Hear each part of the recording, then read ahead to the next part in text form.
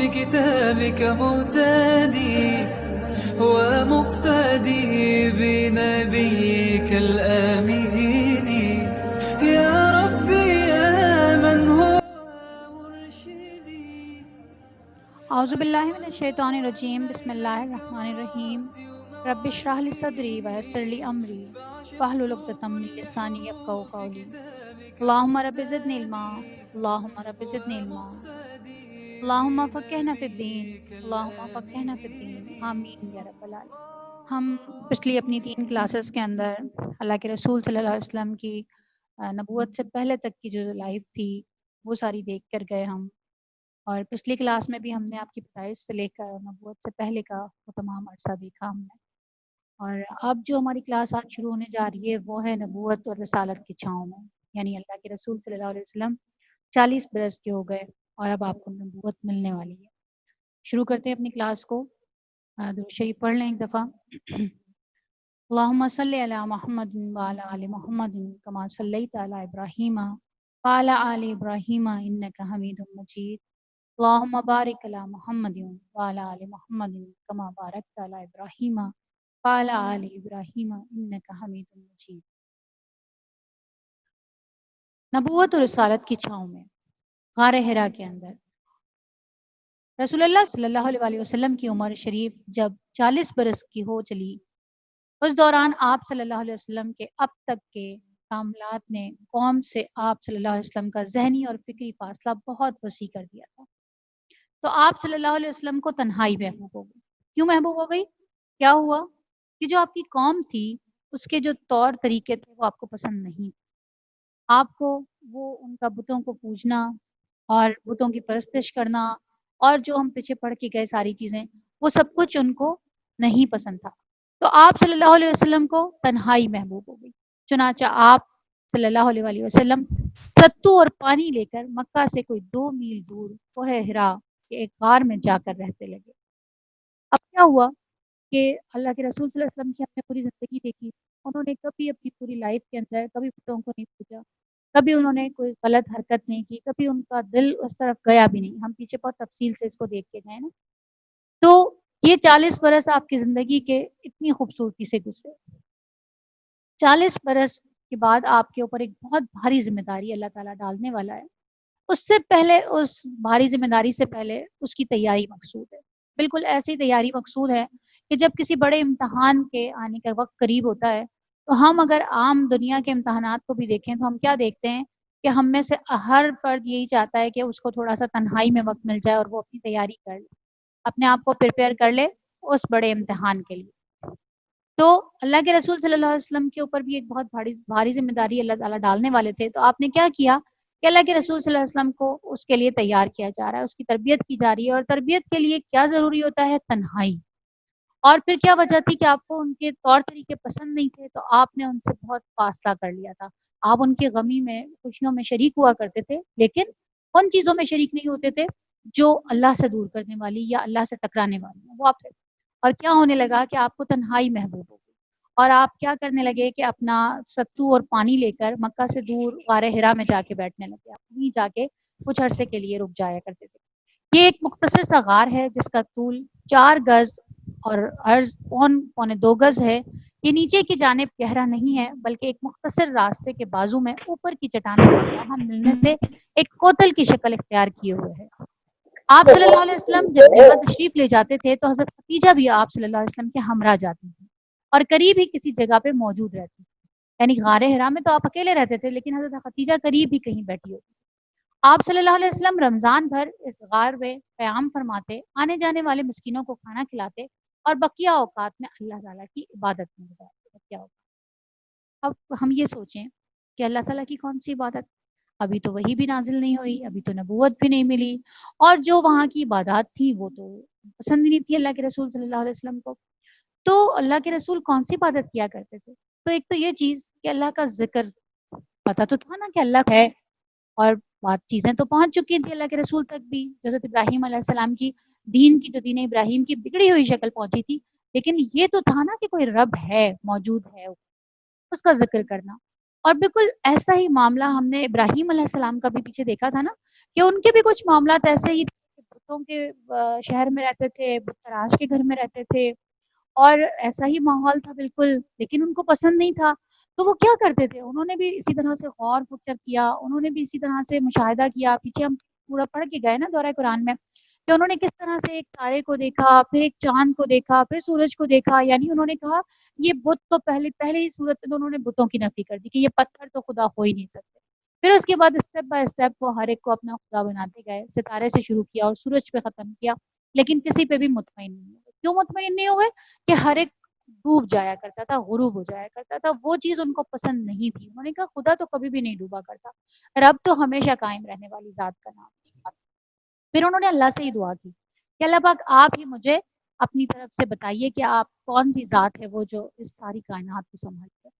بالکل ایسی ہی تنہائی اللہ کے رسول صلی اللہ علیہ وسلم کو بھی مطلوب تھی، اور آپ بھی غار حرا میں جا کر اس رات کو، اس چاند کو، ان تاروں کو، تمام چیزوں کو دیکھا کرتے تھے۔ وہ جو بارش برستی تھی اس پہ غور و فکر کیا کرتے تھے، اور آپ ایک چیز کی تلاش میں تھے، ایک کھوج تھی جو آپ کے اندر تھی کہ یہ ساری کائنات کس کی ہے، کون ہے جو اس کو چلا رہا ہے، کون ہے جو اس کو تھامے ہوئے ہے۔ یہ ساری چیزیں تو نہیں ہو سکتی، یہ حبل تو نہیں ہو سکتا، یہ بت تو نہیں ہو سکتے جو کعبے کے اندر رکھے ہوئے ہیں، باہر سجے ہوئے ہیں، یہ سب کچھ تو ٹھیک چیزیں نہیں ہیں۔ ان ساری چیزوں کی نفی کرتا تھا آپ کا دل، اور آپ کیا کیا کرتے تھے کہ وہ ساری چیز اپنا کھانا پانی لے کر، زیادہ تر ستو اور پانی کا آتا ہے کہ آپ اپنی چیزیں لے کر، یہ دو چیزیں لے کر آپ غار حرا میں چلے جایا کرتے تھے۔ ایک اور خوبصورت سی چیز ہمیں یہاں پہ نظر آئی کہ آپ کی زوجہ حضرت خدیجہ رضی اللہ تعالیٰ عنہ بھی آپ کے ہمراہ جاتی تھی۔ اگر آپ لوگوں میں سے کوئی غار حرا گیا ہو تو اسے پتہ ہونا چاہیے کہ غار حرا آج کے وقت میں، آج جب کہ ہم گاڑی میں بیٹھ کے جاتے ہیں حرم سے، جب زیارتوں کے لیے جاتے ہیں تو حرم سے لے کر وہاں تک کا سفر بھی ہمارا گاڑی میں ہوتا ہے، اس کے باوجود بھی شاید ہی کوئی ہمت کر پاتا ہو۔ ہم آج سے 11-12 سال پہلے گئے تھے جب فرسٹ ٹائم حج پہ گئے، صرف اس وقت ہم غار حرا پہ چڑھ سکے تھے، یعنی آج سے 11-12 سال پہلے۔ اب اس کے بعد کئی بار جانا ہوا لیکن ہمت نہیں کر پاتے۔ آپ یہ سوچئے کہ حضرت خدیجہ رضی اللہ تعالیٰ عنہ جن کی شادی کی ہوئی اس وقت 40 برس کی تھیں، اور اللہ کے رسول 25 سال کے تھے، اب اللہ کے رسول 40 برس کے ہونے والے ہیں، اور حضرت خدیجہ کتنے سال کی ہو گئی؟ 55 برس کی۔ اب آپ یہ سوچئے کہ وہ 55 سال کی خاتون اللہ کے رسول صلی اللہ علیہ وسلم کے ساتھ غار حرا پہ جایا کرتی کہ میرے شوہر اوپر ہیں۔ کبھی ایسا بھی ہوتا تھا کیا کافی دن ہو جاتے تھے آپ کو غار حرا کے اندر، تو صرف حضرت خدیجہ ہی اپنی باندی کے ساتھ آپ کو آپ کی چیزیں دینے کے لیے اکیلی ہی آ جایا کرتی تھی۔ تو یہ یہاں پہ بھی ایک محبت نظر آتی ہے، ایک فکر نظر آتی ہے، اور کبھی بھی ایسا نہیں ہوا کہ حضرت خدیجہ نے آپ کو وہاں جانے سے روکا ہو، یا حضرت خدیجہ نے اس کے اندر کوئی خلل ڈالا ہو، یا آپ کو کہا ہو کہ آپ یہ کیا کرتے ہیں جا کے اکیلے وہاں بیٹھے رہتے ہیں۔ حضرت خدیجہ کو آپ کی زوجہ بنانے کے اندر ہم یہ دیکھتے ہیں، ابھی ہم آگے بھی پڑھیں گے کہ اللہ کی کیا مشیت تھی، اللہ نے کیوں حضرت خدیجہ رضی اللہ تعالیٰ عنہ کا انتخاب کیا۔ ایک 2 مرتبہ دیکھی شوہر کو دیکھی ہوئی، 2 مرتبہ بیوہ ہوئی ہوئی خاتون، آپ سے 15 سال بڑی خاتون کا انتخاب کرنا ایک نبی کی بیوی بنانے کے لیے، اس کی کیا وجہ تھی، یہ بھی ہم آگے دیکھیں گے کہ حضرت خدیجہ نے کس قدر محبت سے اور پیار سے اور کس طرح آپ کو سنبھالا اس وقت جب کہ آپ بالکل اپنے آپ کو تنہا محسوس کر رہے تھے۔ تو کیا پتہ چلا ہمیں کہ ایک مرد کے لیے ایک بہت بڑا سہارا جس طرح بچپن میں اس کی ماں کا ہوتا ہے، اسی طرح سے شادی کے بعد یا ایک بڑی عمر آنے کے بعد اس کا ایک بہت بڑا سہارا اس کی بیوی ہوتی ہے۔ جس طرح حدیث میں بھی آتا ہے نا کہ اللہ کے رسول صلی اللہ علیہ وسلم نے کیا بیان کیا کہ جو نیک بیوی ہے وہ دنیا کی بہترین متاع ہے، ایمان کے بعد نیک بیوی ایک مرد کے لیے بہترین متاع ہے۔ تو یہاں پہ ہم نے دیکھا کہ حضرت خدیجہ نے وہ بہترین متاع بن کے دکھایا۔ حضرت خدیجہ بھی آپ کے ساتھ جاتی اور وہیں کہیں موجود رہتی، اور اللہ کے رسول صلی اللہ علیہ وسلم رمضان بھر اس غار میں قیام فرماتے اور آنے جانے والے مسکینوں کو کھانا کھلاتے، اور بقیہ اوقات اللہ تعالیٰ کی عبادت میں کراتے۔ عبادت ہم نے ڈسکس کر لیا کہ عبادت دراصل کیا تھی، کھوج تھا اس اللہ کا کہ وہ کون ہے رب جس نے اس کائنات کو سنبھالے ہوئے ہے، اور ذکر اور اذکار کرتے تھے، اللہ کو یاد کیا کرتے تھے، کائنات کے مشاہد اور اس کے پیچھے کار فرما قدرت نادرہ پر غور فرماتے تھے۔ آپ صلی اللہ علیہ وسلم کو اپنی قوم کے یہ جو شرکیہ عقائد تھے اور واہیات تصورات پر بالکل بھی اطمینان نہیں، لیکن آپ صلی اللہ علیہ وسلم کے سامنے کوئی واضح راستہ، معین طریقہ اور افراط تفرید پر سے ہٹی ہوئی کوئی ایسی راہ نہیں تھی جس پر آپ صلی اللہ علیہ وسلم اطمینان اور انشراح قلب کے ساتھ رواں دواں ہو سکتے تھے۔ نبی صلی اللہ علیہ وسلم کی یہ تنہائی پسندی بھی در حقیقت اللہ تعالیٰ کی ہی تدبیر کا ایک حصہ تھی. اس طرح اللہ تعالیٰ آپ کو آنے والے کار عظیم کے لیے تیار کر رہا تھا. در حقیقت جس روح کے لیے بھی یہ مقدر ہو کہ وہ انسانی زندگی کے حقائق پر اثر انداز ہو کر ان کا رخ بدل ڈالے، اس کے لیے ضروری ہے کہ زمین کے مشاغل، زندگی کے شور اور لوگوں کے چھوٹے چھوٹے ہم و غم کی دنیا سے کٹ کر کچھ عرصے کے لیے الگ تھلگ اور خلوت نشین رہے. بالکل ایسے ہی اللہ کے قریب ہونے کے لیے، جیسے اللہ نے ہم نے بھی دیکھا کہ رمضان کے اندر اللہ نے اعتکاف کا سلسلہ ایک رکھا نا، بڑا خوبصورت سلسلہ ہے، بڑا ایک پیارا تعلق. کیوں؟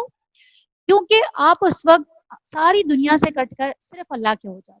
اور اعتکاف کے اندر آپ کو دنیا کی کوئی پرواہ نہیں ہوتی، آپ باقی ساری چیزوں سے بھی، اللہ بھی آپ کو ہر چیز سے دور کر دیتا ہے.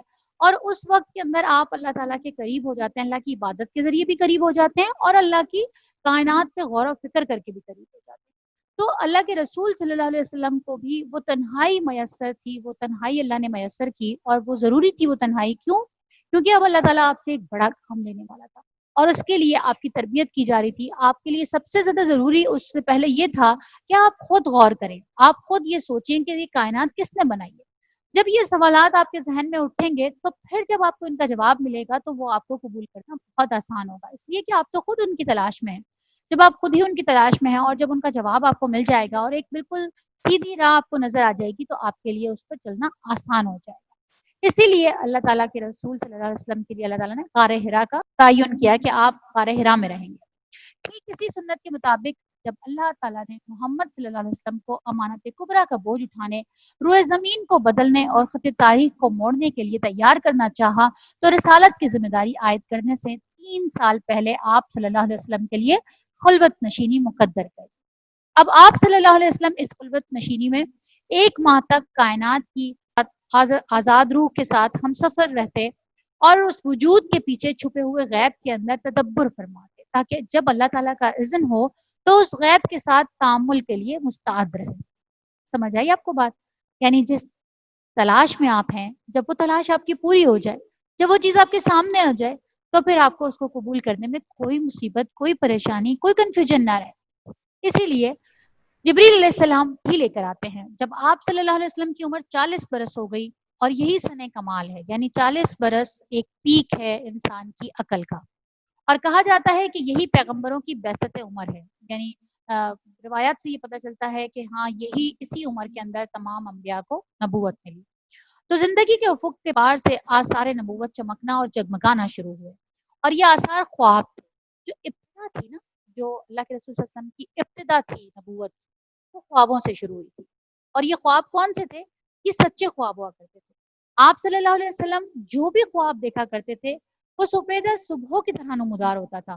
یعنی آپ نے رات کو جو خواب دیکھا بالکل ایز اٹ از صبح وہی سب کچھ ہو جایا کرتا تھا. سچے خواب آپ کو آنا شروع ہو گئے اور یہ حالت آپ کے اوپر 6 مہینے تک رہی، جو مدت نبوت کا 46واں حصہ ہے. اللہ کے رسول صلی اللہ علیہ وسلم کی حدیث میں ہے کہ جو سچے خواب ہوتے ہیں یہ نبوت کا 46واں حصہ ہے، اور کل مدت نبوت 23 برس ہے. اس کے بعد جب ہرا میں خلوت نشینی کا 3را سال آیا تو اللہ تعالیٰ نے چاہا کہ روئے زمین کے باشندوں پر اس کی رحمت کا فیضان ہو. چنانچہ اس نے آپ صلی اللہ علیہ وسلم کو نبوت سے مشرف کی اور حضرت جبریل علیہ السلام قرآن مجید کی چند آیات لے کر آپ صلی اللہ علیہ وسلم کے پاس تشریف لیا. جو انہوں نے جو تحقیق کی، مبارک پوری صاحب نے جو تحقیق کی، ان کی تحقیق کے مطابق یہ رمضان المبارک کی 21ویں رات تھی اور پیر کا دن، پیر کی رات میں یہ واقعہ پیش آیا تھا. اس روز اگست کی 10 تاریخ تھی اور سن 610 عیسوی تھا. قمری حساب سے نبی صلی اللہ علیہ وسلم کی عمر 40 سال 6 مہینے 12 دن اور شمسی حساب سے 39 سال 3 مہینے 22 دن. آغاز وحی کا مہینہ، دن اور تاریخ. مورخین میں بڑا اختلاف ہے کہ نبی صلی اللہ علیہ وسلم کس مہینے میں شرف نبوت اور اعزاز وحی سے سرفراز ہوئے. بیشتر سیرت نگار کہتے ہیں کہ ربیع الاول کا مہینہ تھا، لیکن ایک گروہ ہے جو کہتا ہے کہ یہ رمضان کا مہینہ تھا، اور بعض یہ بھی کہتے ہیں کہ رجب کا مہینہ تھا. لیکن زیادہ جنہوں نے لکھا کہ ہمارے نزدیک دوسرا قول زیادہ صحیح ہے کہ یہ رمضان کا مہینہ تھا، کیونکہ اللہ کا ارشاد بھی ہے کہ شہر و رمضان الذی انزل فیہ القرآن، رمضان ہی وہ بابرکت مہینہ ہے جس میں قرآن کریم نازل کیا گیا. اور پھر ایک اور جگہ ارشاد کیا اللہ تعالیٰ نے سورہ قدر کے اندر کہ انا انزلناہ فی لیلۃ القدر، یعنی ہم نے قرآن کو لیلۃ القدر میں نازل کیا، اور معلوم ہوتا ہے کہ لیلۃ القدر رمضان میں ہی ہے۔ یہی لیلۃ القدر اللہ تعالیٰ کے ایک اس ارشاد سے بھی مراد ہے کہ انا انزلناہ فی لیلۃ القدر فی لیلۃ مبارکۃ انا کنا منذرین، ہم نے قرآن مجید کو ایک بابرکت رات میں اتارا، ہم لوگوں کو عذاب کے خطرے سے آگاہ کرنے۔ اب ہم حضرت عائشہ رضی اللہ تعالیٰ عنہ کی زبانی اس واقعے کی تفصیلات سنیں۔ یہ انوار لاہوت ایک ایسا شعلہ تھا جس سے کفر و ضلالت کی تاریکیاں چھٹتی چلی گئیں، یہاں تک کہ زندگی کی رفتار بدل گئی اور تاریخ کا رخ پلٹ گیا۔ حضرت عائشہ رضی اللہ تعالیٰ عنہ فرماتی ہیں رسول اللہ صلی اللہ علیہ وسلم پر وحی کی ابتدا نیند میں اچھے خواب سے ہوئی۔ آپ صلی اللہ علیہ وسلم جو بھی خواب دیکھتے وہ سپیدہ صبح کی طرح نمودار ہوتا، پھر آپ صلی اللہ علیہ وسلم کو تنہائی محسوس ہوتی، چنانچہ آپ صلی اللہ علیہ وسلم غار حرا میں خلوت اختیار فرماتے اور کئی کئی رات گھر تشریف لائے بغیر مصروف عبادت ہے۔ اس لیے آپ صلی اللہ علیہ وسلم توشہ لے جاتے اور پھر توشہ ختم ہونے پر حضرت خدیجہ رضی اللہ تعالیٰ عنہ کے پاس واپس آتے اور تقریباً اتنے ہی دن کے لیے پھر توشہ ساتھ لے جاتے۔ توشہ کیا مطلب؟ آپ کا سامان، ضروری چیزیں، یہاں تک کہ آپ صلی اللہ علیہ وسلم کے پاس حق آیا اور آپ صلی اللہ علیہ وسلم غار حرا ہی میں تھے، یعنی آپ کے پاس فرشتہ آیا اور اس نے آپ سے کہا پڑھو۔ آپ نے فرمایا صلی اللہ علیہ وسلم نے میں پڑھا ہوا نہیں ہوں۔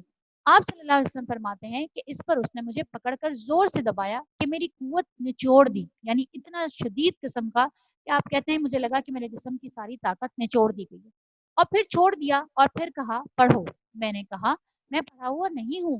اس نے دوبارہ پکڑ کر دبوچا اور پھر چھوڑ کر کہا پڑھو۔ میں نے پھر کہا میں پڑھا ہوا نہیں ہوں۔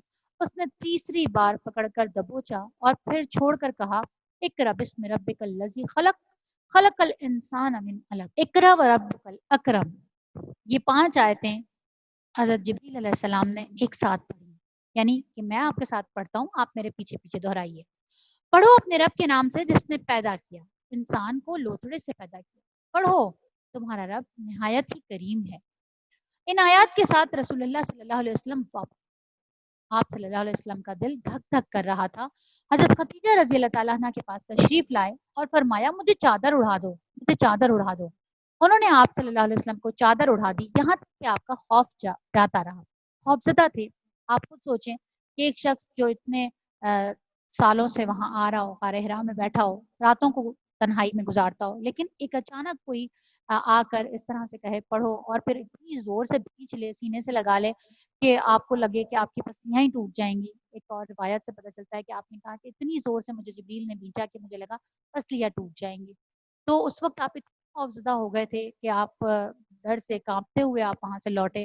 اور یہ بھی پتہ چلتا ہے کہ ان کے جبریل علیہ السلام کے بھیجنے کی کیا وجہ تھی، اس کی وجہ یہ تھی کہ آپ کا خوف دور ہو جائے، یعنی جس کیفیت کے اندر ہیں اور آپ کو سمجھ نہیں آ رہی، وہ آپ کو کہتے تھے پڑھو اور آپ کہتے تھے کہ میں نہیں پڑھ سکتا، تو پھر وہ آپ کو اپنے ساتھ سینے سے لگاتے تھے اور اس خوف کو دور کرنے کے لیے 3 مرتبہ انہوں نے آپ کو اپنے سینے سے لگایا، بھینچا اور پھر چھوڑا، اور پھر چوتھی بار انہوں نے 5 آیتیں پڑھی، اور کہنے کا مطلب یہ تھا کہ آپ ان کو ریپیٹ کیجیے، اور یہ 5 آیتیں لے کر آپ واپس نیچے آ گئے، اور آ کر پھر آپ نے کیا کہا؟ اس کے بعد آپ صلی اللہ علیہ وسلم نے حضرت خدیجہ رضی اللہ تعالیٰ عنہ کو پورا واقعہ سنایا اور کیا کہا کہ مجھے کیا ہو گیا ہے، مجھے تو اپنی جان کا ڈر لگتا ہے۔ حضرت خدیجہ رضی اللہ تعالیٰ عنہ نے کہا قطعاً نہیں، بخدا اللہ آپ کو ہرگز رسوا نہ کرے گا۔ کتنی خوبصورت، کوئی ڈر خوف نہیں۔ ایک عورت ہوتے ہوئے ہم یہ کہتے ہیں کہ عورت کے اندر تو بالکل بھی برداشت نہیں ہوتی، عورت تو فوراً حوصلہ کھو دیتی ہے، اور عورت میں تو تحمل بھی نہیں ہوتا، عورت تو بہت جذباتی ہو جاتی ہے، بہت جلدی ڈر جاتی ہے۔ آپ دیکھیے ذرا کہ کس قدر حوصلے، کس قدر پرسکون ہے، کوئی ڈری خوف زدہ کچھ نہیں ہے، کہیں کوئی گھبراہٹ نہیں ہے، کہیں کچھ نہیں پوچھا کہ اچھا دوبارہ بتائیں کیا ہوا تھا، اچھا بتائیں وہ کیسا تھا، اچھا بتائیے۔ آپ اس سے سیکھنے کو بھی ملے گا آپ کو انشاءاللہ تعالیٰ کہ ایک رویہ کیا ہونا چاہیے ایک بیوی کا، ایک عورت کا، جب اس طرح کا، یہ تو خیر وہی تھی، لیکن ایسے دنیا میں بھی بہت سارے معاملات زندگی کے اندر ہوتے ہیں جب عام طور پہ عورتیں حواس کھو بیٹھتی ہیں یا ڈر جاتی ہیں یا خوفزدہ ہو جاتی ہیں، تو اس میں کس طرح کا رویہ ہونا چاہیے۔ حضرت خدیجہ کیا کہتی ہیں؟ کتنا خوبصورت انداز ہے، کیسے پیارے الفاظ ہیں اور کیسی پیاری گواہی ہے۔ کہتی ہیں کہ ہرگز نہیں، بخدا اللہ آپ کو ہرگز رسوا نہ کرے گا۔ اور پھر کیا کہ آپ صلی اللہ علیہ وسلم صلہ رحمی کرتے ہیں، درماندوں کا بوجھ اٹھاتے ہیں، تہ دستوں کا بندوبست کرتے ہیں، مہمان کی میزبانی کرتے ہیں اور حق کے مصائب پر اعانت کرتے ہیں، یعنی جو لوگ بوجھ نہیں اٹھا سکتے آپ ان کا بوجھ اٹھاتے ہیں۔ جن کے پاس کچھ بھی نہیں ہوتا، جن کے جو تہ دست ہوتے ہیں، خالی ہاتھ ہوتے ہیں، آپ ان کا انتظام کرتے ہیں، آپ مہمانوں کی میزبانی کرتے ہیں اور حق کے مصائب پر اعانت کرتے ہیں. آپ جو حقدار حق پہ ہوتا ہے آپ اس کی مدد کرتے ہیں جا کر پریشانی میں. آپ نے کون سا ایسا کام کیا ہے کہ اللہ آپ کو رسوا کرے یا اللہ آپ کے لیے کوئی مشکل کھڑی کرے؟ آپ نے تو کچھ بھی نہیں کیا. یعنی اتنی خوبصورت طریقے سے وہ ساری خوبیاں بیان کر دی اور ان کا دل مطمئن ہو گیا. یہ ساری خوبیاں اتنے پیار سے بیان کر کے کہا کہ یہ سارے کام آپ کرتے ہیں، آپ نے کون سا کبھی کوئی گناہ کا کام کیا ہے، آپ نے کبھی کون سا کسی کا حق مارا ہے کہ اللہ آپ کو کہیں پریشان کرے گا؟ نہیں. اس کے بعد حضرت ختیجہ آپ کو کہاں پہ لے کے گئی؟ انہوں نے کہا چلے آئے میرے ساتھ، میں آپ کو اپنے بھائی ورقہ بن نوفل کے پاس لے کے چلتی ہوں، آپ کیوں پریشان ہوتے ہیں؟ اور دیکھیں یہاں پہ بھی کیا رویہ دکھایا شوہر کا. انہوں نے یہ نہیں کہا تم عورت ہو تم سائڈ پہ ہو جاؤ تمہیں کچھ نہیں پتا. تو ہم نے کیا دیکھا رویہ کہ عام طور پہ اگر عورت سمجھا بھی رہی ہوتی ہے، عورت کسی طرح سنبھالنا چاہتی بھی ہے، تو مردوں کی طرف سے ہمیں کوئی اچھا رسپانس نہیں ملتا. تو یہاں پہ بھی یہ بھی سیکھنے کی بات ہے کہ وہ لے کے گئی اپنے چچا زاد بھائی کے پاس، تو اللہ کے رسول صلی اللہ علیہ وسلم بالکل خاموشی سے چلے گئے. انہوں نے یہ نہیں کہا کہ یہ تو میرے ساتھ معاملہ پیش آیا تھا یا تمہیں نہیں پتا یا تم عورت ہو تم چپ کر جاؤ ان معاملات کے اندر، کچھ بھی نہیں. وہ اللہ کے رسول صلی اللہ علیہ وسلم حضرت ختیجہ کے ساتھ چلے گئے اور بڑا پرسکون ہو گئے یہ ساری گواہی سن کر، یہ ساری باتیں سن کر. اور ورقہ بن نوفل جو تھے وہ دور جاہلیت میں ہی عیسائی ہو گئے تھے. ورقہ بن نوفل کو یہ سارے شرک اور یہ ساری چیزیں نہیں پسند تھیں. تو اس وقت تک جو دین تھا وہ عیسائیوں کا دین ہی تھا. حضرت عیسیٰ کے بعد تو کوئی نبی نہیں آئے تھے. تو عیسائیت اس وقت وہ عیسائی جو لوگ تھے وہی مسلم کہلایا کرتے تھے. انہوں نے اپنے آپ کو عیسائی کہنا شروع کر دیا تھا لیکن دین ابھی تک وہی موجود تھا، اس لیے کہ کوئی اور دین آیا نہیں تھا نیا. اور وہ عیسائی ہو گئے تھے اور عبرانی میں لکھنا جانتے تھے. چنانچہ عبرانی زبان میں حضرت توفیق کو انجیل لکھا کرتے تھے. اس وقت بہت بوڑھے اور نابینا ہو چکے تھے. ان سے حضرت ختیجہ نے کہا بھائی جان آپ اپنے بھتیجے کی بات سنیں. ورقہ نے کہا بھتیجے تم کیا دیکھتے ہو؟ رسول اللہ صلی اللہ علیہ وسلم نے جو کچھ دیکھا تھا بیان کرتا ہوں. اس پر ورقہ نے کہا آپ صلی اللہ علیہ وسلم سے کہا یہ تو وہی ناموس ہے جسے اللہ نے موسیٰ علیہ السلام پر نازل کیا تھا. کاش کہ میں اس وقت توانا ہوتا، کاش میں اس وقت زندہ ہوتا جب آپ کی قوم آپ کو نکال دے گی. رسول اللہ صلی اللہ علیہ وسلم نے فرمایا اچھا تو کیا یہ لوگ مجھے نکال دیں گے؟ ورقہ نے کہا ہاں، جب بھی کوئی آدمی اس طرح کا پیغام لایا جیسا کہ تم لائے ہو تو اس سے ضرور دشمنی کی گئی، اور اگر میں نے تمہارا زمانہ پا لیا تو میں تمہاری زبردست مدد کروں گا. اور اس کے بعد جلد ہی ورقہ فوت ہو گئے اور وہی بھی رک گئی. اچھا اب ہم نے کیا دیکھا کہ ورقہ بن نوفل نے سنتے ہی، کیونکہ انہوں نے انجیل میں پڑھا ہوا تھا کہ حضرت جبریل حضرت عیسیٰ کے پاس آیا کرتے تھے، تو وہ سارا جانتے تھے کہ اسی طرح سے وہی آیا کرتی ہے اور نبوت بھی ایسے ہی ملا کرتی ہے. تو وہ فوراً پہچان گئے وہ ساری بات سن کر، اور وہ آیتیں سن کر وہ پہچان گئے کہ یہ آیات تو رب کی آیات ہیں. تو انہوں نے فوراً سے کہا کہ یہ جو ناموس تمہارے پاس آیا ہے یہ تو جبریل علیہ السلام ہے، یہی موسیٰ کے پاس بھی آیا کرتا تھا. اور پھر انہوں نے یہ بھی بتا دیا کہ آپ کے ساتھ آگے کیا ہونے والا ہے. اور اس سے کیا پتا چلتا ہے کہ آپ کے اوپر سب سے پہلے ایمان لانے والے ورقہ بن نوفل تھے، اس لیے کہ آپ سب سے پہلے گئے انہیں کے پاس تھے. اور انہوں نے جو یہ کہا کہ میں آپ کی مدد کرتا، اگر میں نے آپ کا زمانہ پا لیا تو میں زبردست مدد کروں گا، یعنی آپ ایمان لے آئے نا. لیکن پھر ہوا کیا کہ وہ بہت بوڑھے تھے، ان کی ڈیتھ ہو گئی اور وہی بھی رک گئی. اور پھر کچھ روایات سے معلوم ہوتا ہے کہ آپ اچانک وحی کی آمد کے بعد غار حرا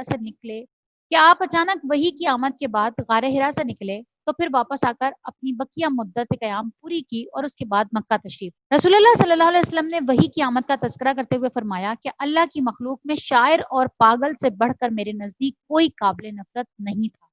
میں شدت نفرت سے ان کی طرف دیکھنے کی تاب نہ رکھتا تھا. اب جو وحی آئی تو میں نے اپنے دل میں کہا کہ یہ ناکارہ یعنی خود آپ شاعر ہے یا پاگل ہے، میرے بارے میں قریش ایسی بات کبھی نہ کہہ سکیں گے. میں پہاڑ کی چوٹی پر جا رہا ہوں اور وہاں سے اپنے آپ کو نیچے لڑکا دوں گا اور اپنا خاتمہ کر لوں گا اور ہمیشہ کے لیے راحت پا جاؤں گا. آپ صلی اللہ علیہ وسلم فرماتے ہیں کہ میں یہی سوچ کر نکلا، جب بیچ پہاڑ پر پہنچا تو آسمان سے آواز آئی اے محمد صلی اللہ علیہ وسلم تم اللہ کے رسول ہو اور میں جبریل ہوں. آپ صلی اللہ علیہ وسلم کہتے ہیں میں نے آسمان کی طرف اپنا سر اٹھایا، دیکھا تو جبریل ایک آدمی کی شکل میں افق کے اندر پاؤں جمائے کھڑے تھے اور کہہ رہے تھے اے محمد صلی اللہ علیہ وسلم تم اللہ کے رسول ہو اور میں جبریل ہوں. آپ فرماتے ہیں میں وہیں ٹھہر کر جبریل کو دیکھنے لگا اور اس شغل نے مجھے میرے ارادے سے غافل کر دیا.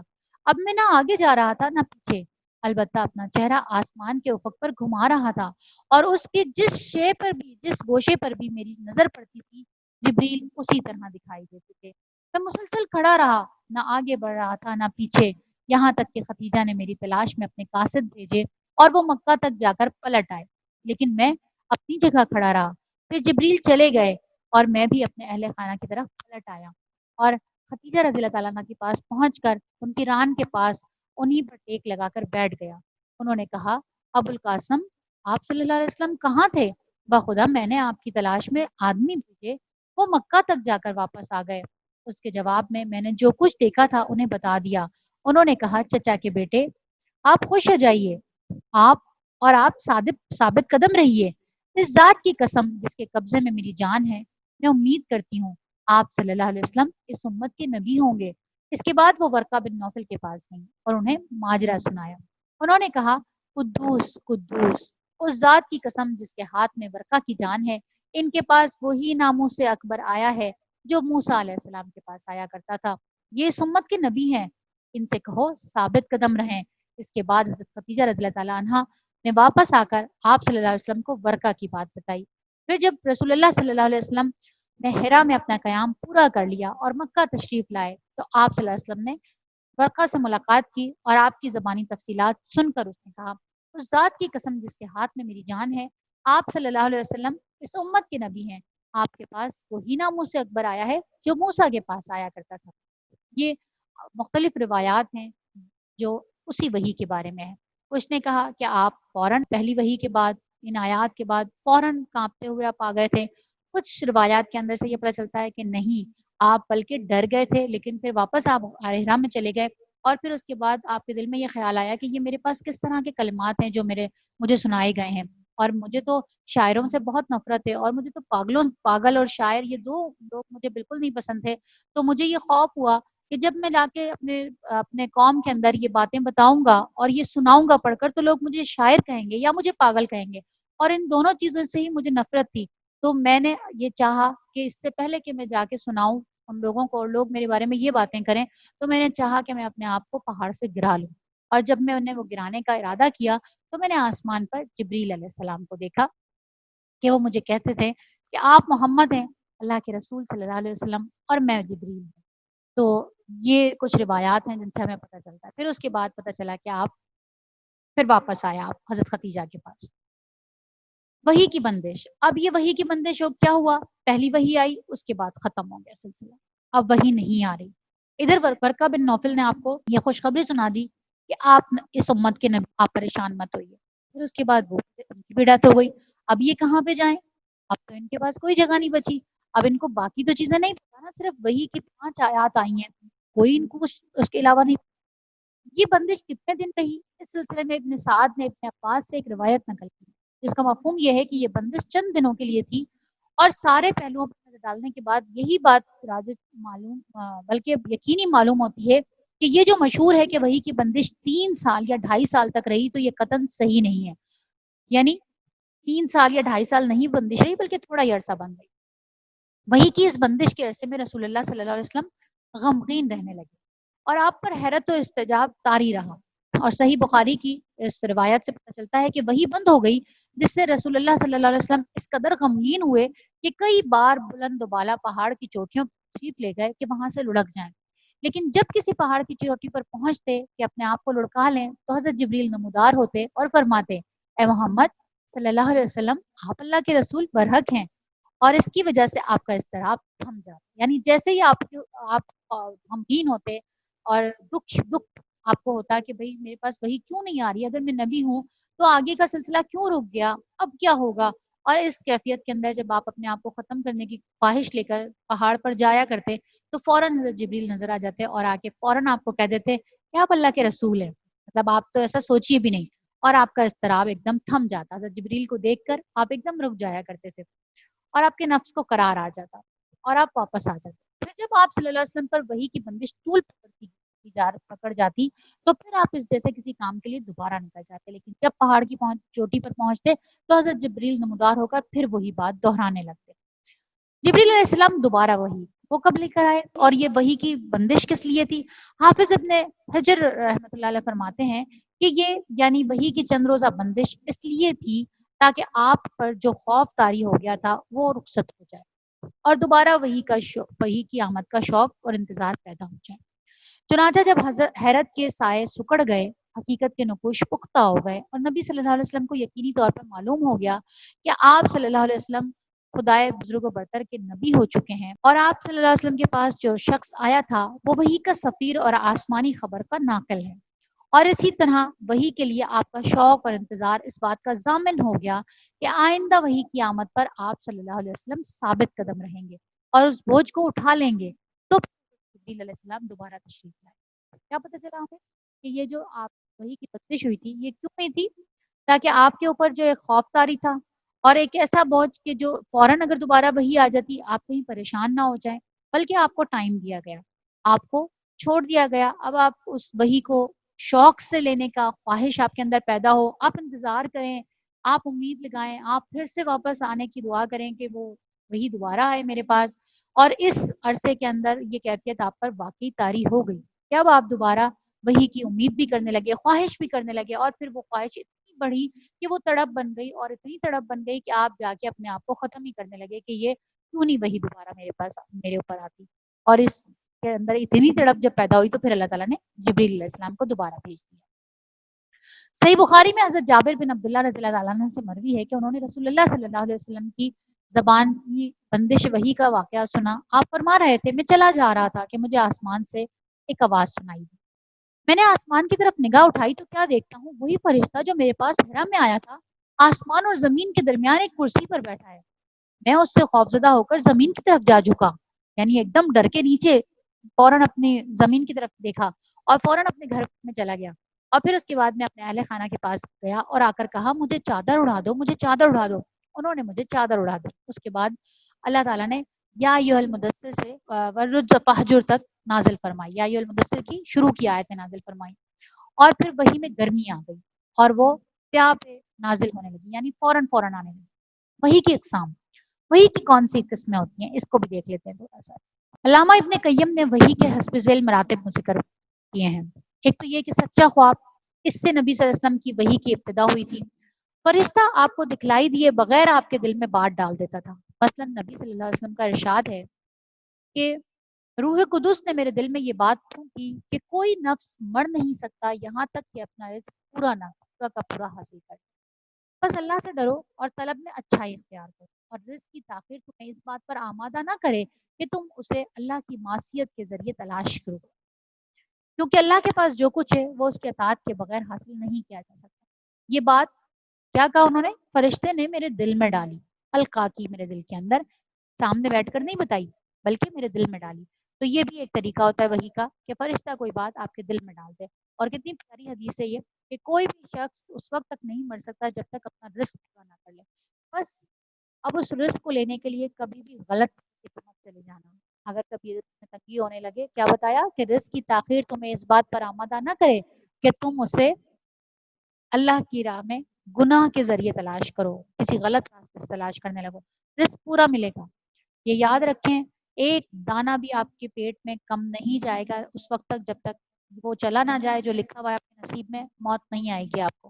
ہاں، وہ کس راستے سے ملنا ہے یہ آپ نے ڈیسائیڈ کرنا ہے، یہ اللہ نے آپ پر چھوڑ دیا۔ اور یہی اس حدیث کا مطلب ہے کہ اگر کبھی کمی آ جاتی ہے رزق کے اندر تو کسی اچھے ذریعے سے دوبارہ ٹرائی کرو، کسی اور طرح سے اس کو کمانے کی کوشش کرو، اس لیے کہ رزق تو پورا کا پورا آئے گا۔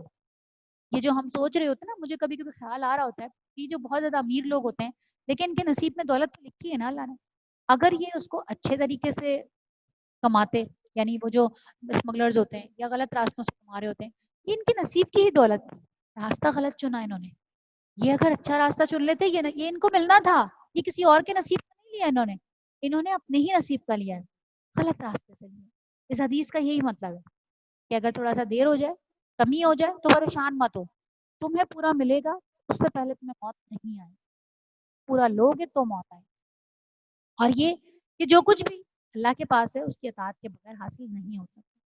نمبر 3 کیا تھا کہ فرشتہ نبی صلی اللہ علیہ وسلم کے لیے آدمی کی شکل اختیار کر کے آپ صلی اللہ علیہ وسلم کو مخاطب کرتا، پھر جو کچھ وہ کہتا اسے آپ یاد کر لیتے۔ اس صورت میں کبھی کبھی صحابہ بھی فرشتے کو دیکھتے تھے۔ پیچھے پڑھ کے گئے دورہ قرآن کے اندر پوری ایک طویل حدیث جس میں حضرت جبریل علیہ السلام بڑے اچھے صاف سفید رنگ کے کپڑوں کے اندر آئے تھے اور آپ سے پوچھا کہ اسلام کیا ہے اور احسان کیا ہے، اور وہ ساری چیزیں آپ کو یاد ہوں گی۔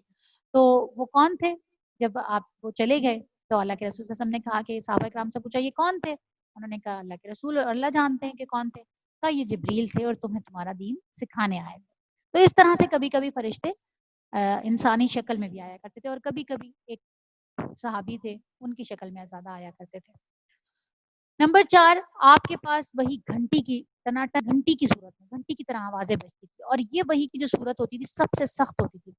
اس صورت میں فرشتہ آپ سے ملتا تھا اور وہی آتی تو سخت سردی کے موسم میں بھی آپ کی پیشانی کے پسینہ چھوٹ، اور آپ اونٹنی پر سوار ہوتے تو وہ زمین پر بیٹھ جاتی، یعنی وہ بوجھ ہی نہیں سار پاتی تھی۔ ایک بار اس طرح وہی آئی کہ آپ صلی اللہ علیہ وسلم کی ران حضرت زید بن ثابت رضی اللہ تعالیٰ عنہ کی ران پر تھی، تو ان پر اس قدر گراں بار ہوئی کہ معلوم ہوتا تھا ان کی ران کچل جائے گی۔ جب انہوں نے بعد میں اپنی ران اٹھائی تو انہوں نے کہا کہ اللہ کے رسول صلی اللہ علیہ وسلم پر وہی آنا شروع ہو گئی، اور ان کی ران میری ران کے اوپر یعنی ان کی تھا، اور وہ ایسا لگا ان کو کہ جیسے میرا پیر ٹوٹ جائے۔ اتنی شدت ہوتی تھی اس وحی کے اندر، اتنا بوجھ پڑا کرتا تھا، اور اس بوجھ کی وجہ سے آپ کی پیشانی کے اوپر سخت سردی کے اندر بھی پسینے آ جایا کرتے۔ یہ سب سے سخت شکل ہوتی تھی وحی کی۔ اور نمبر 5، آپ فرشتے کو اس کی اصلی اور پیدائشی شکل میں دیکھتے تھے، اور اسی حالت میں وہ اللہ تعالیٰ کی حسب مشیت آپ کو وحی کرتا تھا۔ یہ صورت آپ کے ساتھ 2 مرتبہ پیش آئی جس کا ذکر اللہ تعالیٰ نے سورہ نجم میں کیا ہے۔ ہم پڑھ کے گئے نا کہ اللہ تعالیٰ نے کیا کہا کہ تم اس سے اپنے رفیق سے اس بات پر لڑتے ہو جو اس نے خود نے دیکھا ہے، تم اسے مجنون کہتے ہو۔ وہ مجنون نہیں ہے، اس نے تو اپنی آنکھوں سے دیکھا ہے۔ ایک بار اس نے اس وقت دیکھا جب وہ اس کے بالکل قریب آ گیا، 2 کمانوں کا فاصلہ رہ گیا، اور اس نے اس پر وحی کیا غار حرا کا موقع۔ اور دوسرا اس نے کیا کہا اللہ تعالیٰ نے سورہ نجم میں کہ دوسری بار اس نے اس وقت دیکھا جب وہ سدرۃ المنتہا کے اوپر چھا رہا تھا، جو کچھ چھا رہا۔ حضرت جبریل علیہ السلام جب معراج کے موقع پر اللہ کے رسول صلی اللہ علیہ وسلم کو لے کے گئے تو سدرۃ المنتہا پر جب وہ آپ سے الگ ہونے لگے تو اس وقت وہ حضرت جبریل اپنی اصل شکل کے اندر، تو یہ 2 مرتبہ حضرت جبریل آپ کو اپنی اصل صورت میں دکھائی دی۔ نمبر 6، وہ وہی جو آپ صلی اللہ علیہ وسلم پر معراج کی رات نماز کی فرضیت وغیرہ کے سلسلے میں اللہ تعالیٰ نے اس وقت فرمائی جب آپ آسمانوں پر تھے۔ یہ بھی ایک وحی کا طریقہ تھا کہ جو اللہ تعالیٰ نے آسمان کو بلا کر آپ کو۔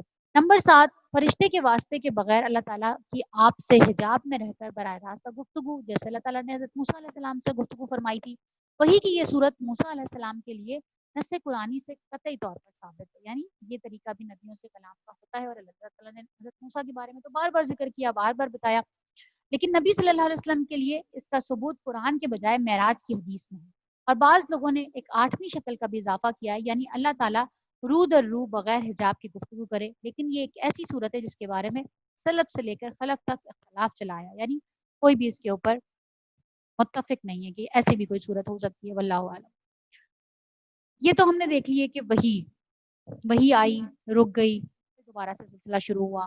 سلسلہ جب دوبارہ شروع ہوا تو یا ایھا المدثر سے ہوا، اور سورہ مدثر کی ابتدائی آیات آئیں، اور کیا کہا ان آیات کے اندر اللہ تعالیٰ نے کہا صلی اللہ علیہ وسلم کو، ان آیات میں نبی صلی اللہ علیہ وسلم کو کئی حکم دیے جو بظاہر تو بہت مختصر سادہ سے ہیں، لیکن حقیقتاً بڑے دور رس اور مقاصد پر مشتمل ہیں، اور حقائق پر ان کے گہرے اثرات مرتب ہوتے ہیں۔ چنانچہ انسان کی آخری منزل یہ ہے کہ عالم وجود میں اللہ کی مرضی کے خلاف جو کچھ بھی چل رہا ہو اسے اس کے پرخطر انجام سے آگاہ کر، اور وہ بھی اس طرح کے عذاب الہی کے خوف سے اس کے دل و دماغ میں ہلچل اور اتھل۔ نمبر 2، رب کی بڑائی اور کبریائی بجا لانے کی آخری منزل یہ ہے کہ روئے زمین پر کسی اور کی کبریائی برقرار نہ رہنے دی جائے، بلکہ اس کی شوکت توڑ دی جائے اور اسے الٹ کر رکھ دیا جائے، یہاں تک کہ روئے زمین پر صرف اللہ کی بڑائی باقی رہے۔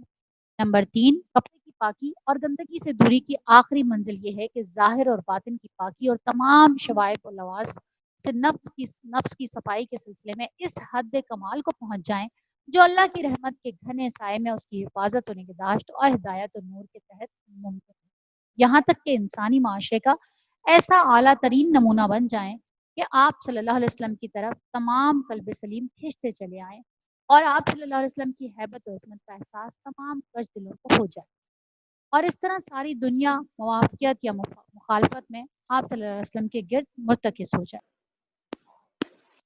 میں کہہ رہی ہوں کہ نمبر 1 جو سورہ مدثر کا نمبر 1 جو حکم بتایا ہے وہ پلیز ایکسپلین کر دیجئے، وہ مجھے سمجھ میں نہیں آیا۔ یا ایھا المدثر قم فانذر، کیا کہا کہ اے اوڑھ لپیٹ کر سونے والے، لیٹنے والے، اٹھو اور خبردار کر دو۔ کس چیز سے خبردار کر دو؟ مطلب یہ کہ عالم وجود میں اللہ کی مرضی کے خلاف جو کچھ بھی چل رہا ہو اس کے اسے پرخطر انجام سے آگاہ کر دیا جائے۔ بتا دو لوگوں کو کہ جو کچھ بھی تم کر رہے ہو اس کا انجام بہت برا ہے، یہ سب کچھ وہ نہیں ہے جو اللہ نے نازل کیا، جو اللہ چاہتا ہے۔ اور یہ بھی بتا دو کہ اسی طرح عذاب الہی کے خوف اور اس کے دل و دماغ میں ایسے بتاؤ کہ ہلچل اور اتھل پتھل مچ جائے۔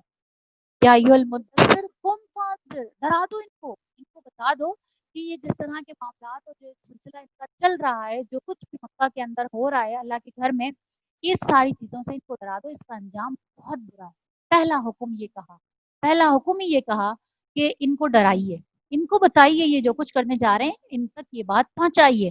ماننا نہ ماننا پھر وہ ہم پورا قرآن دیکھتے ہیں کہ اللہ تعالیٰ بار بار فرماتے ہیں کہ یا اے رسول ہم نے آپ کو صرف اس لیے بھیجا کہ آپ ڈرائیے، آپ ان کو بشارت بھی دیجئے، خوشخبریاں بھی دیجئے، جو ماننے والے ہیں ان کو خوشخبری، جو نہیں ماننے والے ہیں ان کو ڈراوا، لیکن زبردستی کوئی کسی کو نہیں کر سکتا۔ تو یہاں پہ جو پہلا حکم ہے وہ یہ ہے قم فانذر، خوف زدہ کرنا، ڈرانا ان کے انجام سے، آخرت کے انجام سے، جو کچھ بھی ہو رہا ہے وہ ٹھیک نہیں ہو رہا، کون سا درست راستہ ہے، خبردار کرنا۔ پھر اس کے بعد کیا کہا؟ ربک فکبر، اپنے رب کی بڑائی بیان کیجیے، اور پھر اپنے کپڑوں کو پاک رکھیے۔ کیا مطلب؟ کپڑوں کی پاکی سے سٹارٹ کر کے اور آخر میں کہاں تک جائیے؟ ظاہر اور باطن تمام پاکیزگی، نفس کی پاکیزگی، یہ ساری کی ساری ایسے پاک ہو جائیں کہ پھر پورا کا پورا معاشرے کے اندر آپ اعلیٰ ترین نمونہ بن جائیں اور آپ ہی کی طرف سارے لوگ کھینچے چلے آئیں، چاہے آپ کے مخالف ہوں یا آپ کے ماننے والے، ہر ایک آپ کے گرد مرتکز ہو جائے۔ ایک اور بہت اہم بات، بڑی خوبصورت بات سورہ مدثر کی آیت مجھے ہمیشہ بڑی پیاری لگتی ہے۔ کیا کہا اللہ تعالیٰ نے؟ کہ احسان کر کر اس کی کثرت پہ نہ چاہنے کی آخری منزل یہ ہے۔ کیا مطلب؟ اس لیے مت کرو کسی کے اوپر احسان کہ اس سے زیادہ کی امید رکھو۔ ہماری تو پوری زندگی اسی آس میں گزر جاتی ہے۔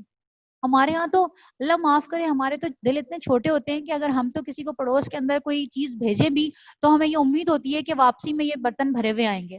ہمارا تو حال، ہمارے دلوں کا حال تو یہ ہے، اندر کی بات بتا رہی ہوں میں آپ کو، کہ ہمارے تو دل اتنے ہیں کہ ہمیں یہ آس ہوتی ہے کہ نہیں کہ ان میں کچھ آئے گا۔ اللہ یہاں پہ کیا کہہ رہے ہیں؟ احسان، بڑے سے بڑا احسان کر کے بھی اس آس سے مت کرو کہ تمہیں اس سے زیادہ کی چاہ ہو۔ کسی کے ساتھ اس لیے اچھے مت بنو کہ وہ تم سے اس سے زیادہ اچھا ہوگا، کسی کو اس لیے مت دو کہ اس سے زیادہ اچھا واپس ملے گا۔ بس کرو تو اس لیے کرو کہ احسان کر کے بھول جاؤ، دوبارہ دل میں خیال تک نہ لاؤ۔ اور اگر کبھی اس نے تمہارے ساتھ برا کیا بھی تو کبھی بھی اس کو یاد مت کرو کہ دیکھو میں نے تو اس کے ساتھ اتنا اچھا کیا اور اس نے کیا کیا۔ یہ بڑی مشکل صفت ہے یہ، کہ ہم یہ احسان کر کے بھول جائیں۔ یہ بڑی پیاری آیت ہے سورہ مدثر کی، کہ احسان اس نیت سے مت کرو کہ تمہیں اس سے زیادہ کی چاہ لو۔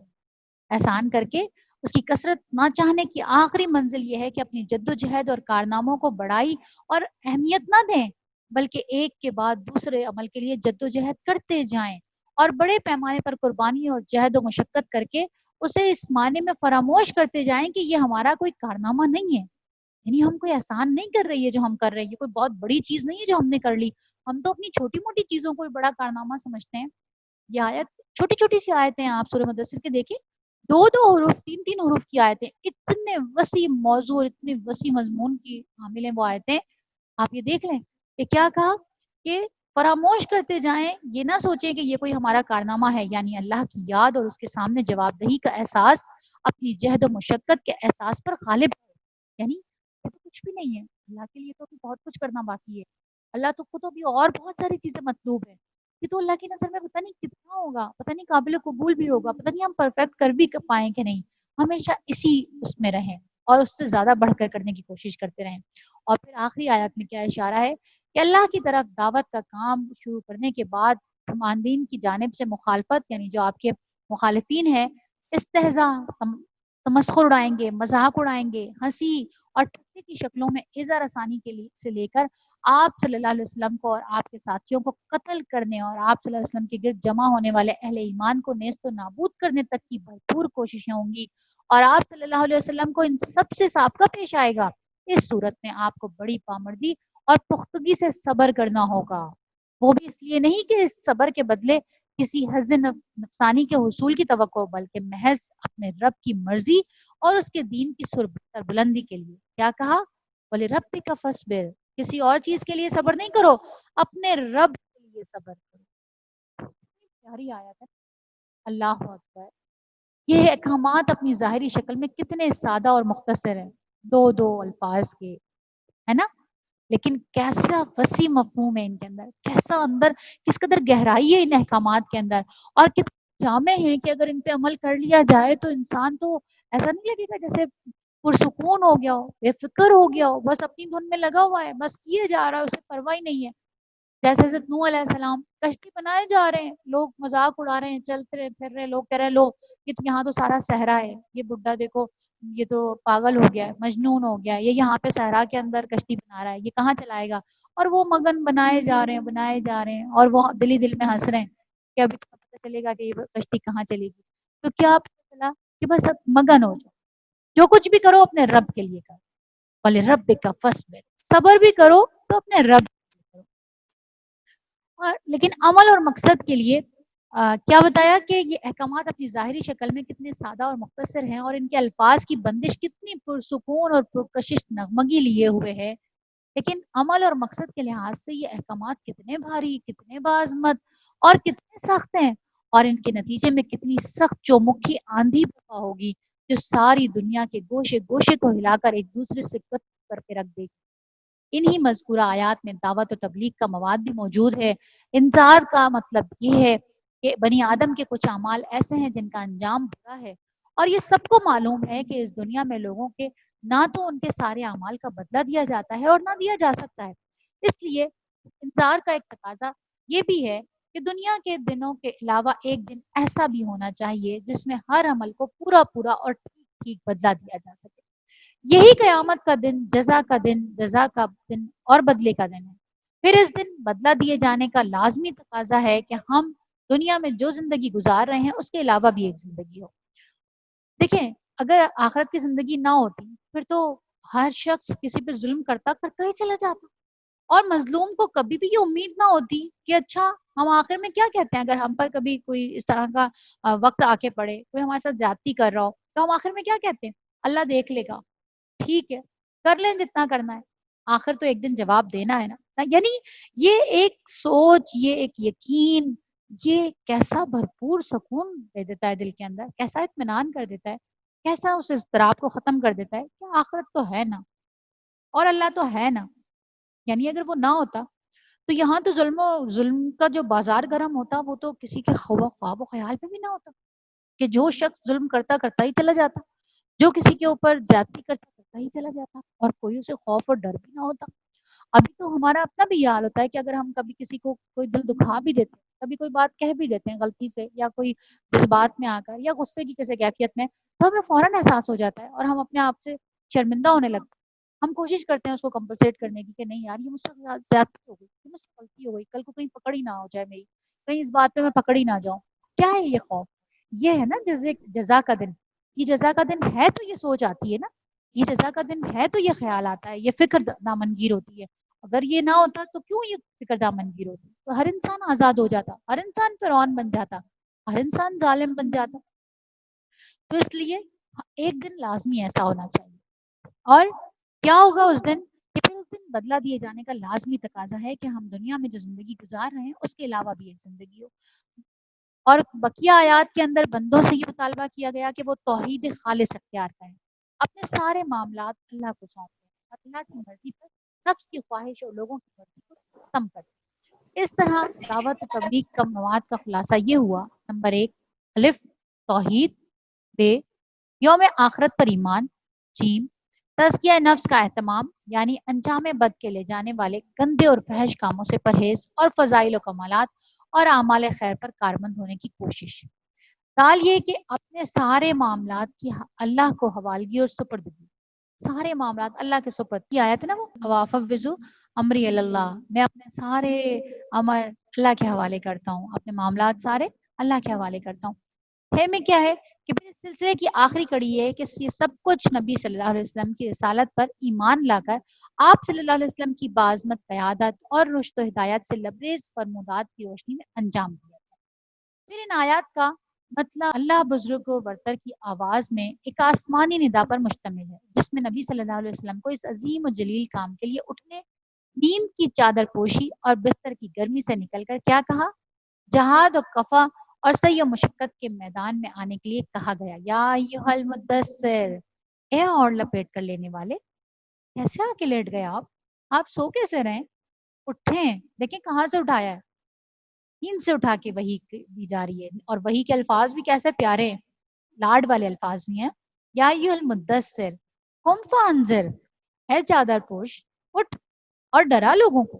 گویا یہ کہا جا رہا ہے جسے اپنے لیے جینا ہے وہ تو راحت کی زندگی گزار سکتا ہے، لیکن آپ صلی اللہ علیہ وسلم جو اس زبردست بوجھ کو اٹھا رہے ہیں، تو آپ صلی اللہ علیہ وسلم کو نیند سے کیا تعلق، آپ صلی اللہ علیہ وسلم کو راحت سے کیا سروکار، آپ صلی اللہ علیہ وسلم کو گرم بستر سے کیا مطلب، پرسکون زندگی سے کیا نسبت، راحت بخش ساز و سامان سے کیا واسطہ. آپ صلی اللہ علیہ وسلم اٹھ جائیے اور اس کار عظیم کے لیے جو آپ صلی اللہ علیہ وسلم کا منتظر ہے، اس بار گراں کے لیے جو آپ صلی اللہ علیہ وسلم کی خاطر تیار ہے، اٹھ جائیے. جہد و مشقت کے لیے، تکان اور محنت کے لیے اٹھ جائیے کہ اب نیند اور راحت کا وقت گزر چکا. اب آج سے فہم بیداری ہے اور طویل اور پرمشقت جہاد ہے. اٹھ جائیے اور اس کام کے لیے مستعد تیار ہو جائیے. یہ بڑا عظیم اور پرہیبت کلمہ ہے. اس نے نبی صلی اللہ علیہ وسلم کو پرسکون گھر، گرم آغوش، نرم بستر سے کھینچ کر تند طوفان اور تیز جھکڑوں کے درمیان سمندر میں دیا اور لوگوں کے ضمیر اور زندگی کے حقائق کی کشاکش کے درمیان لا کے پھر صلی اللہ علیہ وسلم 20 سال سے زیادہ عرصے تک اٹھے ہی رہے. راحت سکون تج دیا. زندگی اپنے لیے اور اپنے اہل و عیال کے لیے نہ رہی. آپ اٹھے تو پھر اٹھے ہی رہے. کام اللہ کی طرف دعوت دینا تھا. آپ نے یہ کمر توڑ باریں گرا اپنے شانے پر کسی دباؤ کے بغیر اٹھا لیا تھا. یہ بوجھ تھا اس روئے زمین پر امانت کبریٰ کا بوجھ، ساری انسانیت کا بوجھ، سارے عقیدے کا بوجھ اور مختلف میدانوں میں جہاد و دفاع کا بوجھ. آپ نے 20 سال سے زیادہ عرصے تک پہم اور ہمہ گیر مارکا آرائی میں زندگی بسر کی، اور اس پورے عرصے میں یعنی جب سے آپ صلی اللہ علیہ وسلم نے وہ آسمانی ندائے جلیل سنی، یہ گراں بار ذمہ داری پائی، آپ کو کوئی ایک حالت کسی دوسری حالت سے غافل نہ کر سکی. اللہ آپ کو ہماری طرف سے اور ساری انسانیت کی طرف سے بہترین جزا دے. اگلے صفحات میں رسول اللہ صلی اللہ علیہ وسلم کے اسی طویل اور پرمشقت جہاد کا ایک مختصر خاکہ انشاءاللہ یہاں تک کر لیتے ہیں. پھر نیکسٹ کلاس کے اندر آگے دعوت اور اس کے ادوار اور مراحل کی، دعوت میں کیا ہوا، کون سے دور تھے اور دعوت کے کیا کیا مراحل تھے، ان ساری چیزوں کو ڈسکس کریں گے.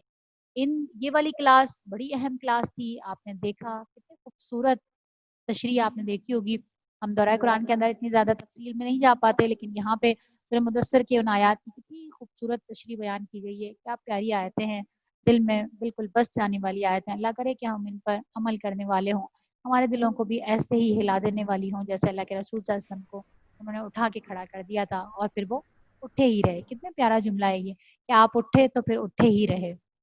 تو انشاءاللہ تعالیٰ پھر نیکسٹ کلاس کے اندر آگے کنٹینیو کریں گے اس کو. آج یہاں تک ہی صرف. کوئی اگر سوالات ہو آپ لوگوں کے تو ضرور پوچھیے گا. گروپ میں بھی پوچھ سکتے ہیں آپ اور ابھی بھی پوچھ سکتے ہیں. وآخر دعوانا ان الحمدللہ رب العالمین وصلی اللہ تعالی علی خیر خلقہ واصحابہ اجمعین برحمتک یا ارحم الراحمین آمین. في كتابك مهتدي ومقتدي بنبيك الأمين. يا ربي يا من هو مرشدي أيقنت